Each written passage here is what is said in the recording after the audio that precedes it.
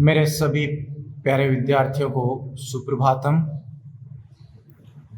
Chapter number 7 चल रहा है भाई अपना। चैप्टर का नाम है विद्युत धारा के चुंबकीय प्रभाव पढ़ रहे हैं कि विद्युत धारा जब अपन चालकों में प्रवाहित करते हैं तो चुंबकीय क्षेत्र कैसे उत्पन्न होते हैं, उनके कैसे क्या प्रभाव हैं, उन सभी की अपन चर्चा कर रहे हैं। कल की क्लास में अपने एक इम्पोर्टेंट छोटा सा टॉपिक पढ़ा था, वो था आपके पास में हेल्महोल्ट्ज कुंडली। तो हेल्महोल्ट्ज कुंडली बड़ा ही आसान, उसकी परिभाषा बहुत ही महत्वपूर्ण है कि कोई दो आपके पास में समाक्षीय वर्ताकार कुंडली जिनकी जो त्रिज्या है वो उनके मध्य की दूरी के इक्वल या उनके मध्य की दूरी उनकी त्रिज्या के तुल्य है और उनमें प्रवाहित होने वाली धारा समान परिमाण की समान दिशा में प्रवाहित हो रही है, तो उस कंडीशन में ऐसी जो युक्ति बनती है, ऐसा जो अरेंजमेंट होता है, व्यवस्था होती है, उसी को अपन ने क्या कहा था? हेल्महोल्ट्ज कुंडली कहा था। बड़ा ही महत्वपूर्ण था और सम चुंबकीय क्षेत्र या अधिक चुंबकीय क्षेत्र उत्पन्न करने के लिए इसका अपन यूज करते हैं। फिर अपन ने नेक्स्ट दिशा के बारे में पढ़ा, वो भी काफी महत्वपूर्ण था। आज जो अपना टॉपिक है ये भी अपने पास आगे वाले टॉपिक्स में काम आएगा, ठीक है। तो ये आज का टॉपिक अपना है चुंबकीय क्षेत्र में आवेश की गति। चुंबकीय क्षेत्र में आवेश की गति कि जब चुंबकीय क्षेत्र की अपन बात करें तो उस चुंबकीय क्षेत्र में आवेश की गति किस प्रकार से होगी। कोई आवेश गति करेगा, उसके अनुदिश करता है, लंबवत करता है, तो कैसे किस प्रकार से होता है, ठीक है। तो देखो यहां पे अपन अभी एक बार दो क्षेत्रों की कल्पना कर रहे हैं कि एक विद्युत क्षेत्र है और दूसरा चुंबकीय क्षेत्र है, ठीक है। इन दोनों चुंबकीय क्षेत्र दोनों एक साथ उपस्थित हैं, तो दोनों चुंबकीय क्षेत्र में कोई आवेश है, आवेशित कण है जिसका आवेश कितना Q। तो Q आवेश से आवेशित कोई कण है जो कि v वेग से गतिशील है। कितने वेग से गतिशील है? v वेग से। तो उस स्थिति में उस पर बल कार्य करेंगे।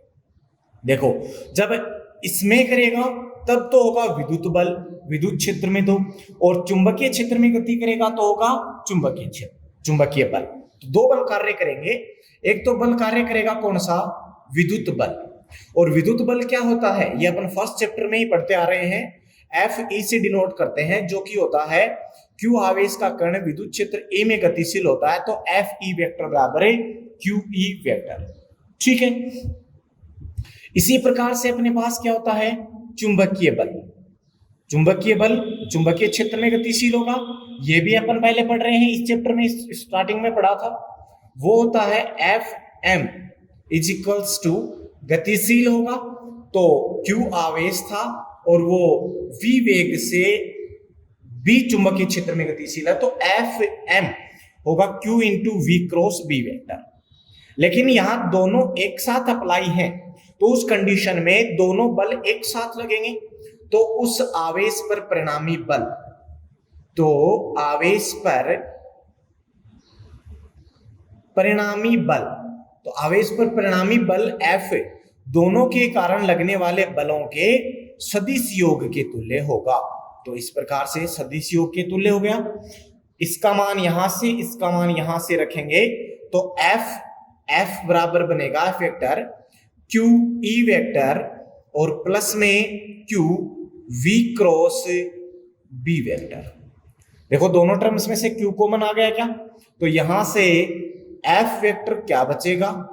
F वेक्टर बचेगा Q और E vector cross plus V vector cross B vector, ये बल बचता है, ठीक है।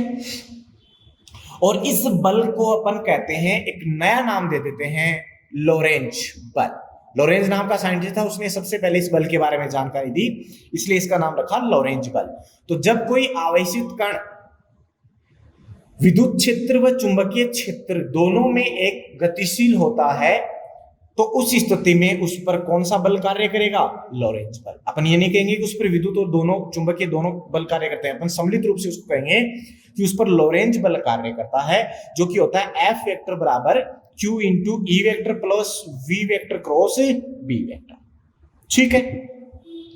अब यदि यहां पे लोरेंज बल तो ये हो गया, लेकिन अगर यहां पे विद्युत क्षेत्र अनुपस्थित हो, अर्थात केवल कौन सा हो, केवल चुंबकीय क्षेत्र हो, केवल चुंबकीय क्षेत्र हो, उस कंडीशन में अपने पास क्या होगा, तो केवल चुंबकीय क्षेत्र होने की स्थिति में ये वाली विद्युत बल क्या हो जाएगा, जीरो। तो ये वाली टर्म जीरो, तो क्या बचेगा, उस स्थिति में लोरेंज बल या चुंबकीय बल एफ एम वेक्टर बराबर वही बचेगा, ये वाला क्या, Q into V cross B vector, ये बचता है। ओके, अब यहां से क्रॉस प्रोडक्ट हटाएंगे तो क्या आएगा, तो आएगा F M Q V B sine theta, ये वाला आपके पास बल बचता है, जहां थीटा क्या होगा, थीटा होता है उस गतिशील कण के वेग की दिशा व चुंबकीय क्षेत्र की दिशा के मध्य बना कोण। तो यहाँ पे v वेक्टर और b वेक्टर की दिशाओं के मध्य बना कोण क्या है, थीटा है।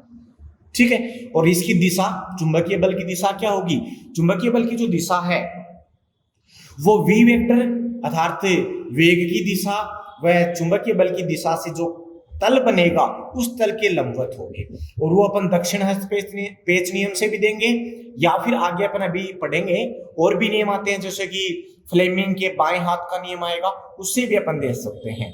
ठीक है, तो इससे अपने चुंबकीय बल की जो दिशा है वो दी जाती है। ठीक है, अब देखो इसमें कुछ कंडीशंस आती हैं कि भाई अलग अलग अपन केस लें तो क्या होगा, तो इसमें स्पेशल केसेस आते हैं। तो देखें फर्स्ट केस क्या है, पहला तो यही है कि आवेश जो है वो आवेश इस इस चुंबकीय क्षेत्र में विराम अवस्था में हो, अर्थात गतिशील ना हो।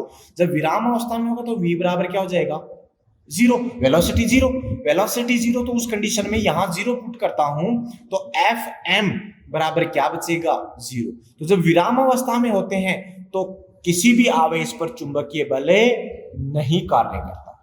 क्लियर है। दूसरा, अब यहां से आपकी स्टार्ट होती हैं अलग अलग केसेस, तो एग्जाम में क्वेश्चन यहां से भी आ सकता है और आगे भी अपन पढ़ रहे हैं वहां से भी। नेक्स्ट है कि यदि आवेश चुंबकीय क्षेत्र के अनुदिश हो, अनुदिश का मतलब चुंबकीय क्षेत्र की दिशा या उसके विपरीत, मीन्स समांतर या प्रति समांतर गतिशील हो, तो उस स्थिति में क्या होगा, गतिशील हो। तो जैसे समांतर होगा तो थीटा बराबर कितना, जीरो, और प्रति समांतर होगा तो थीटा बराबर कितना, 180 डिग्री। दोनों स्थितियों में साइन थीटा क्या होता है, जीरो, और यहां साइन थीटा मैंने जीरो पुट किया तो पुनः चुंबकीय बल का मान क्या आया, जीरो आया। क्लियर है। इस स्थिति में भी क्या हुआ कि जब कोई आवेशित कण है वो चुंबकीय क्षेत्र के समांतर या प्रति समांतर गतिशील होता है, तो दोनों स्थितियों में ही उस पर लगने वाला चुंबकीय बल का मान शून्य होता है, मीन्स वहां पर कोई चुंबकीय बल नहीं होगा, और चुंबकीय बल नहीं होगा तो वह कण अपनी उसी दिशा में आगे गतिशील रहेगा, वो भी एक सरल रेखीय पथ पर। जैसे कि मान लो कि ये चुंबकीय क्षेत्र, विद्युत क्षेत्र वो था, चुंबकीय क्षेत्र था, और इस चुंबकीय क्षेत्र में ये कण V इसी दिशा में गतिशील है। ठीक है, तो समांतर हो गया, तो इस स्थिति में इस पर कोई बल कार्य नहीं करेगा, और कोई बल कार्य नहीं करेगा तो ये अपने उसी पथ पर आगे बढ़ता रहेगा और बिना किसी दिशा में विचलित हुए अपने पथ पर, सरल रेखीय पथ पर चुंबकीय क्षेत्र की दिशा में गतिशील रहता है। ठीक है, अपनी स्थिति को बनाए रखेगा। दो केस तो ये हो गए। नेक्स्ट जो अपना केस है वो है कि यदि आवेश जो है वो चुंबकीय क्षेत्र के लंबवत गतिशील हो, आवेश क्या हो, चुंबकीय क्षेत्र के लंबवत गतिशील हो, तो देखो क्या होगा। नेक्स्ट कंडीशन में थर्ड केस, ये आप इसको ऐसे लिख सकते हैं कि लंबवत चुंबकीय क्षेत्र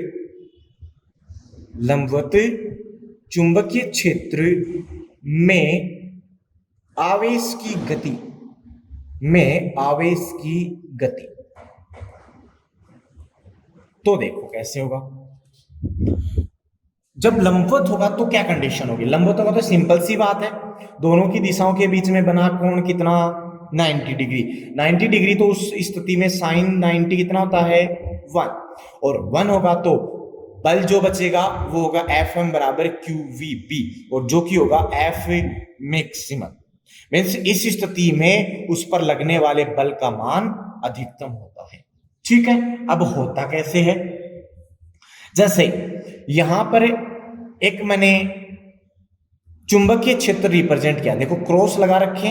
इन क्रॉस का मतलब होता है कि जो चुंबकीय क्षेत्र है उसकी दिशा कागज के तल, ये देखो कागज का तल आपको दिख रहा है, इसके लंबवत नीचे की ओर। मीन्स देखो जैसे पिन की डायरेक्शन है ना, पेन जो नीचे की तरफ जा रहा है, ऐसे इसकी डायरेक्शन है। ठीक है, इसमें कोई कण है, ये कण Q आवेश का कण इसके लंबवत, देखो नीचे की तरफ जा रहा था कौन है? चुंबकीय क्षेत्र, और इसके लंबवत इधर कौन जाएगा? इधर जाएगा आपका चुंबकीय क्षेत्र, कण किस वेग से गतिशील होगा? v वेग से। तो लंबवत हो गया, तो उस स्थिति में इस पर बल जो लगेगा वो बल आपके पास कितना लगेगा? वो बल लगेगा F मैक्सिमम बराबर QVB। अब वो होगा कैसे? उसकी दिशा कैसे होगी? उसकी दिशा होगी इन दोनों से बने तल के लंबवत, इन दोनों से बने तल के लंबवत। तो इन दोनों से बना तल कौन सा हो गया? देखो नीचे की तरफ गया z डायरेक्शन, इधर की तरफ गया y डायरेक्शन।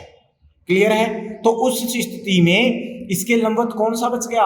अक्ष डायरेक्शन बच गई। तो इस पर जो बल लगेगा वो अक्ष डायरेक्शन में लगेगा। मैं ये कह सकता हूं कि इस स्थिति में बल की दिशा v वेक्टर व b वेक्टर से बने तल के लंबवत होती है। ठीक है, जिसको अपन उसी फ्लेमिंग के बाएं हाथ के नियम से या फिर जो अपने पास है दक्षिणावर्ती हस्तपेच नियम है उसकी सहायता से दी जाती है।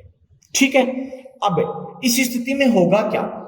इस स्थिति में ये कण, इस पर बल लगेगा। अब बल देखो किस दिशा में लगेगा? फ्लेमिंग का बाएं हाथ का नियम एक बार बता देता हूं, फिर आगे अपन इसको पढ़ेंगे। फ्लेमिंग ने यह कहा कि बाएं हाथ की अंगूठे, तर्जनी और मध्यमा को इस प्रकार से लंबवत रखे। देखो लंबवत है क्या? ये इधर की डायरेक्शन में, ये ऊपर की डायरेक्शन में, ये इधर की डायरेक्शन में लंबवत है। ये अक्ष डायरेक्शन को व्यक्त कर रही है, मान लो ये y को कर रहा है, ये z को कर रहा है। तो इन्होंने कहा कि यदि तर्जनी अंगुली, ये तर्जनी है आपके पास में, ये तर्जनी यदि आपके पास किसकी दिशा को व्यक्त करे? इस प्रकार से, देखो ये, तो ये वेग की दिशा को व्यक्त करे। किसकी दिशा को व्यक्त करे? वेग की दिशा को। ये वाला चुंबकीय क्षेत्र की दिशा को व्यक्त करे, तो अंगूठे की दिशा किसको व्यक्त करेगी? उस स्थिति में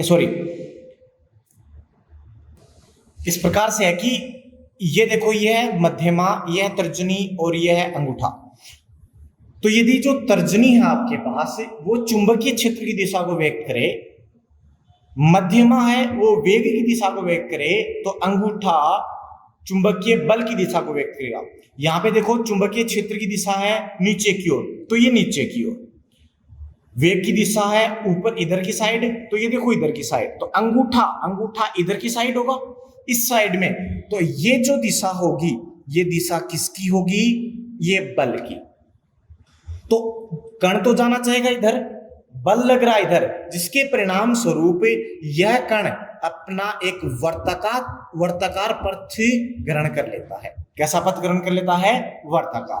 तो इस स्थिति में जो आवेशित कण है वो कैसी गति करेगा? वर्तीय गति करेगा। कैसी करेगा? वर्तीय। और वर्तीय गति करने के लिए अपने को क्या चाहिए? अभिकेंद्रीय बल चाहिए, आवश्यक अभिकेंद्रीय बल। वो इसको कहां से मिलेगा? वो इसको चुंबकीय बल से मिलेगा। तो अभिकेंद्रीय बल Fc हम लोग पहले 11th क्लास में पढ़ चुके हैं। यदि उस आवेशित कण का द्रव्यमान कितना हो? m हो, वह v वेग से गतिशील हो और r त्रिज्या के वर्ताकार पथ में गतिशील हो, तो Fc बराबर बनता है mv²/r। कितना बनता है? Fc बराबर mv²/r।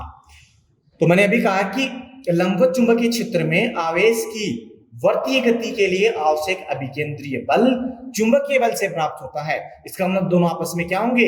इक्वल। तो Fc बराबर किसके होगा? एफ एम की। तो एफ सी तो कितना ये और एफ एम कितना ये, दोनों को बराबर करेंगे तो यहां से मिलेगा M V square upon R is equals to Q V B. देखो एक वी से एक वी कैंसिल आउट, तो यहां से त्रिज्या मिल जाएगी अपने को उसके वर्ताकार पथ की। त्रिज्या बराबर क्या मिलेगी, M V upon Q B. तो इस बात का हमेशा याद रखेंगे आप ध्यान इस फॉर्मूले को, कि जब कोई आवेशित कण किसी चुंबकीय क्षेत्र बी में, आवेशित कण का आवेश q, उसका द्रव्यमान m, चुंबकीय क्षेत्र बी में v वेग से गतिशील हो, तो उसके वर्ताकार पथ की त्रिज्या r बराबर mv अपॉन qb होगी। ठीक है, इसको दूसरी फॉर्म में लिखें। संवेग जानते हैं अपन, संवेग b बराबर क्या होता है, mv। संवेग b बराबर क्या होता है, mv। तो यहां पे आप रख सकते हैं, तो r बराबर बन गया p अपॉन qb। आप इसको ऐसे भी लिख सकते हैं। ठीक है, तो यहां से रिजल्ट क्या मिला, रिजल्ट ये मिला कि जो कण है उस आवेशित कण के वर्ताकार पथ की जो त्रिज्या है वो देखो संवेग के समानुपाती है, और आवेश के परिमाण के और विद्युत क्षेत्र चुंबकीय क्षेत्र की तीव्रता के व्युत्क्रमानुपाती है। ठीक है, आर समानुपाती तो P है और आर व्युत्क्रमानुपाती 1/Q और आर व्युत्क्रमानुपाती 1/B। ये रिजल्ट अपने को मिले हैं। ठीक है, अब इसको देखो दूसरी फॉर्म में और रखते हैं अपन। यदि हम जानते हैं कि कण की गतिज ऊर्जा, कोई भी गतिशील कण है उसकी गतिज ऊर्जा क्या होगी, गतिज ऊर्जा क्या पढ़ते हो भाई अपने, काइनेटिक एनर्जी होती है 1/2 mv², पढ़ते आ रहे हैं अपन छोटी क्लासों से, mv²। तो देखो इसको मैंने m से ऊपर नीचे मल्टीप्लाई कर दिया तो ऊपर बन गया m² v², तो वो तो p का स्क्वायर बन गया, और अपॉन में 2 और एक m से मल्टीप्लाई किया था 4। तो यहां से p² बराबर क्या मिला, 2mek, और p बराबर क्या मिला यहां से, अंडर रूट में 2mek। ये संवेग मिल गया आपको, और इस संवेग का मान यहां रखें तो r की एक और फॉर्म मिल गई आपको, अंडर रूट में 2mek अपॉन में qp, एक नई फॉर्म ये मिल गई।